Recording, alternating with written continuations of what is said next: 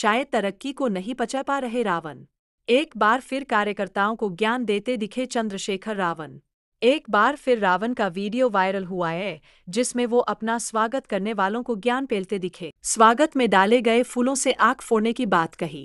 स्वागतकर्ताओं को सुधर जाने की दी नसीहत। ऐसा पहली बार नहीं हुआ, इससे पहले भी कार्यकर्ताओं को लेटर जारी कर हिदायत दी थी कि बिना समय लिए कोई मिलने नहीं आए। बहुत सारे भाई फूल डालने गए थे, अब वो फूल आंखों में घुस गए। अगर चाहो कुछ दिन रह के काम कर लो, थोड़ा सा समझदार बनो।